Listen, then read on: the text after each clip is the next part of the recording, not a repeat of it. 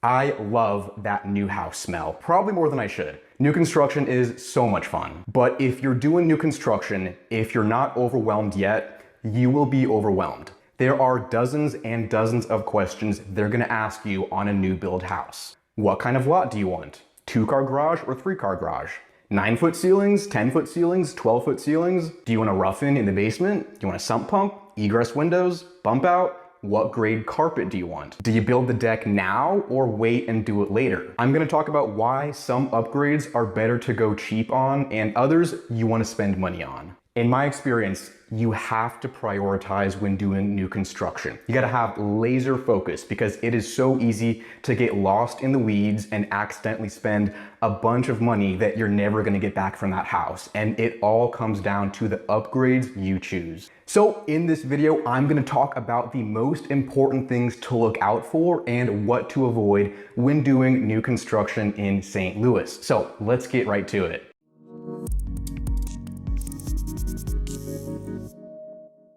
Hey, welcome back to the channel. My name is Jacob Peistrup. Now, don't get me wrong, new construction can be a pain in the butt. It can be frustrating. Sometimes you gotta wait 12 months to get your damn house built. It can be a lot, but everything is brand spanking new. You get a brand new house, maintenance free, you get the builder warranties, and you get it designed exactly how you want it. If you want multiple home offices, you got it. If you want separate living spaces on different floors, you can get that. Those are just two of the top things we're noticing a lot of people want these days in new construction, where it can be difficult to find that in an existing home. And hey, by the way, if you're looking at a new build house in St. Louis, if you want some help with that process, my team and I are licensed realtors. We would love to represent you and earn your business in St. Louis. Builders pay for all of our fees. You pay the same for that house, whether you use us, another agent, or the builder's agent. So we got you covered. Builder's agents are wonderful. They know their stuff and we love working with them. But at the end of the day, they're there to make sure that house gets built and the contract gets signed. We are here to make sure you get the most value for that house, especially with resale. Make sure that process is smooth and that you know exactly what is happening with that house every single day, every single week. That is what we're here for. So in this video, I'm gonna break down some costs and some things you wanna think about with new construction. And this is just based on our experience with the clients we've helped moving here. So this is in terms of lots and lot premiums, base pricing, upgrades, which is the biggest part of this video, and just some quick tidbits on unexpected costs and just navigating new construction. Starting off with lots. The land. What kind of lot are you getting? With lots, it varies in a lot of cases. Some lots are free. Some lots have a premium, and that premium might be an extra $30,000 or $50,000. And some lots, if they're big, like 3 to 5 acres, you got to buy those separately, and it'll run you anywhere from $100,000 to $200,000. That's what we've seen for some of the bigger lots. Here's what I'll say. The lots that are the best are worth paying the extra money for. So you might be comparing a lot that's free to a lot that is an extra $50,000, and it's like, do you really want to spend that? Trust me, the best lots are worth spending the money for, because at the end of the day, however long you're in that house, when you decide to sell, the lot you cannot change. You can't change if it's a walkout or not. You can't change if it backs to woods or to common ground. You want to invest in a good lot. If there is a premium, you can usually just roll that into your loan, so it's not a big deal. But spending the extra money for a good lot, trust me, you get your money back for a good lot. And the good news, sometimes builders will have different promotions and special events going on where they will reduce any of their lot premiums either to nothing, or they'll just cut the cost of building on a premium lot depending on the time of the year you actually buy one of those lots. Especially if they're opening up a new phase for that neighborhood and they're trying to close out the original phase, they want to get those original lots sold. So sometimes they will just drop that premium down to nothing to get rid of the remaining lots. So we've covered lots. Now the base price. So the base price is always misleading. This is the number you will see advertised on signs, posters, online, and you'll see, oh, starting in the 400s, starting in the 500s. Whatever it is, they're talking about the base price, which does not include lot premiums, and the base price does not include upgrades. So this is where you have a lot of control after the base price. And you could spend $30,000 on upgrades and add that to the base, or you could spend $300,000 in upgrades added on to the base. You got a lot of flexibility after that base price. Now, if you're wondering about price, negotiation, how much wiggle room do you have with knocking down that price that the builders give you? Usually not a lot, I'll be real. It's usually not up for debate with the price builders give you, and that's really why we want to make sure that what you're spending money on is the most valuable and will give you the most ROI, because this is not like buying a resale home where it's possible sometimes to negotiate down by $25,000, $50,000. A lot of times builders are pretty firm on their numbers, which leads me to the next point: upgrades. Upgrades, upgrades, upgrades. This is the most important part of doing new construction that we've noticed, and this is where a lot of time is spent communicating back and forth, making decisions, and this is where it's easy to get really bogged down in making a decision on upgrades. There are two different types of upgrades. You got construction upgrades and you have cosmetic upgrades. So construction upgrades, also known as structural upgrades, this is related to the actual build of the house, the actual structure. So stuff like a 2-car garage or 3-car garage, ceiling height. Do you want to rough in the lower level? A sump pump? Do you want egress windows? Those are the decisions that go into structural upgrades. And then you got your cosmetic upgrades, which is exactly what it sounds like. These are aesthetics. This is the pretty stuff. This is what most people think of when they think upgrades. It's the counters, the wall colors, the lighting fixtures, the flooring. All of the aesthetic stuff that goes into a new house is going to be your cosmetic upgrades. And the cosmetic upgrades is where you usually have a lot of flexibility, right? Do you want granite or quartz counters? Do you want carpet? And if so, what grade? Do you want hardwood floors, luxury plank, laminate? Do you want cheap lighting fixtures, expensive lighting fixtures? That's the kind of stuff that goes into cosmetic upgrades. Now, this is why I said in the beginning, in our experience, you need to prioritize. So let's say you have $200,000 you're willing to spend on upgrades. You got to think about how are you going to split that between structural upgrades and cosmetic upgrades, because unless you got unlimited money, you're going to have to make some tough decisions with where that money is going to go and what you're going to spend it on and what you're not willing to spend it on for that new house. And again, this is based on our experience with all the clients we've helped, especially through this channel. Here's our advice. Always, always, always invest in the construction upgrades and worry about cosmetics later on if you have to. Because these are the real conversations we have. If you have $20,000 left in your budget and you're stuck deciding between getting a 3-car garage compared to 2, or having all quartz countertops instead of granite, always do the 3-car garage.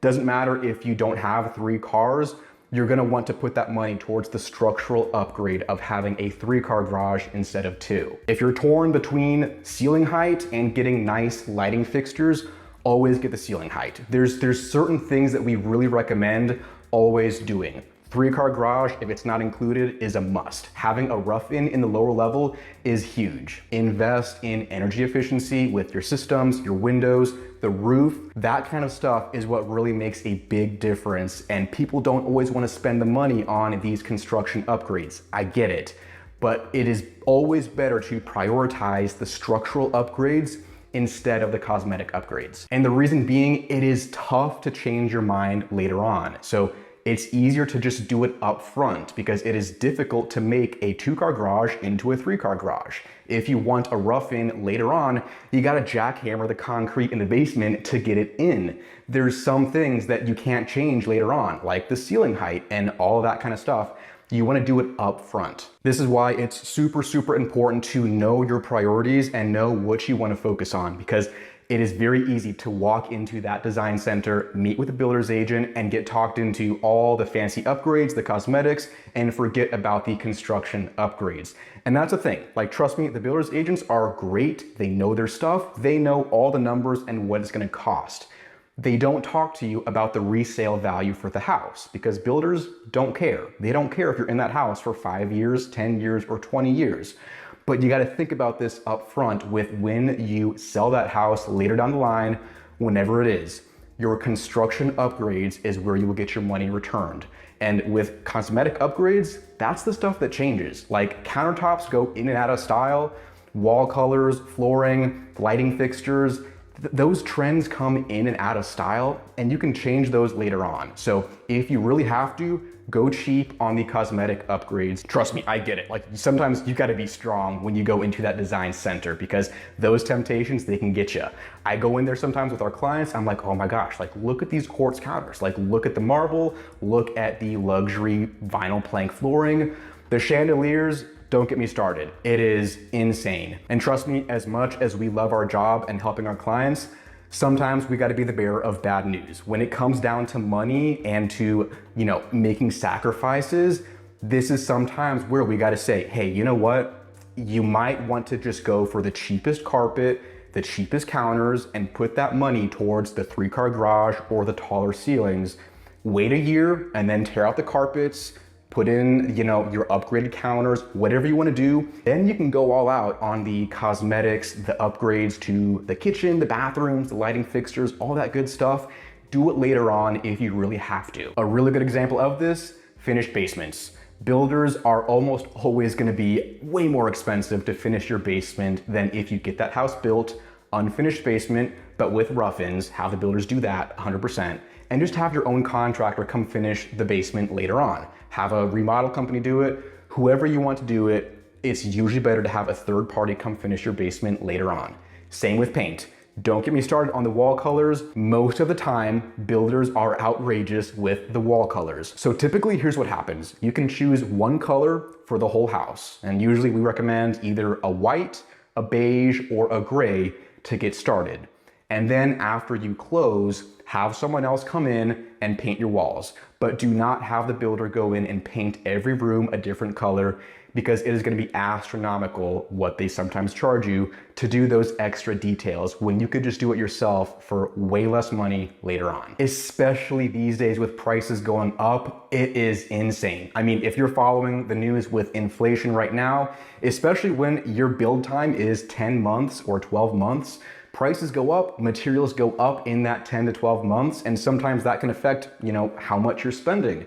Now, different builders in St. Louis have different policies with when their prices get locked in. So sometimes you can do it early, sometimes you gotta wait a little bit longer in the construction process to get your price locked in. Trust me, it is insane, and we always recommend having some wiggle room with your top dollar and how much you're spending, because prices can change. And especially these days, it is absurd how high prices have gotten over the last year or so when you're under contract for your new house and suddenly your price has gone up by 10% because material and labor have gone up. So trust me, I know some of these things are not what you want to hear, but trust me, you want to invest your money in certain places up front. Worry about the pretty stuff later on, because yes, it is absolutely important to resale value if you have an updated kitchen, updated bathrooms, nice counters, all that good stuff. But you can do it later on. I swear, like every single week, one of us, like our whole team, is going through different communities to do site visits, go through appointments and walkthroughs for new construction. And let me tell you, with every single client we have for new construction, our goal for you is to make sure that you get the most value for your investment. Because here's the thing, no builder is ever gonna talk to you about. It's the resale potential of that house 10 years from now, 20 years from now. I know, obviously you think you're gonna be there forever, but a lot of times plans change. We want you to be prepared up front for when it comes to selling that house later on. So the lot, the upgrades in structure and construction, those are by far the most valuable upgrades that you should get for that new construction house. So really, you just gotta put on your headphones, filter through the noise of everything with the upgrades, the cosmetic stuff. Sometimes it's BS, I'm gonna be real. Focus on what's important to you, focus on the top few upgrades you really wanna have, and then everything else is just kind of a bonus, right? It's nice to have, but it's not necessary up front. I'm talking the counters, the flooring, the carpets, the wall colors, fixtures, all that stuff, you can fix it later on. And another thing you wanna think about, when you're actually building that house, you want to go there and visit it as much as you can. Now, if you don't live in St. Louis, or if you have a packed work schedule, that can be tough. That's why, again, we are your boots on the ground. We are making weekly visits to these sites because, trust me, these builders are great, but sometimes things can get forgotten. They can forget a window or an outlet or a lighting fixture or a closet. Just examples, we've seen that happen before. Believe it or not, you'd think it's easy to stick to a certain floor plan. Stuff can get forgotten. So we want to visit that site as much as we can for you, especially if you're not in St. Louis. Keep you updated, send you the pictures and the videos. We're your boots on the ground. That is what we're here for, to help you with that new construction process. Because trust me, it is not fun if we're on the blue tape inspection, which is basically the last inspection you're gonna have for that house, to realize a window's missing or a closet's missing or the bedrooms are smaller than you thought they should have been. Stuff like that, we want to avoid that from the get-go by visiting the site, double checking, triple checking the blueprints and the floor plans for that house. I'm not trying to scare you away from new construction at all.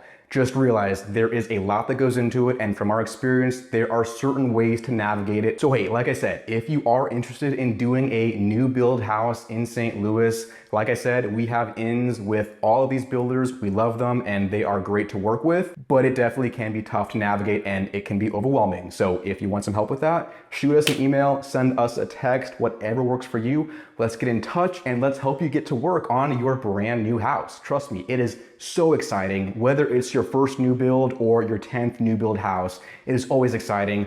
Love that brand new house smell and the whole process. So if we can help you out at all, let's get in touch. But until then, thank you for watching. I appreciate it. Hope you take care. Have a fantastic day, and I'll catch you in the next video on the Living St. Louis channel.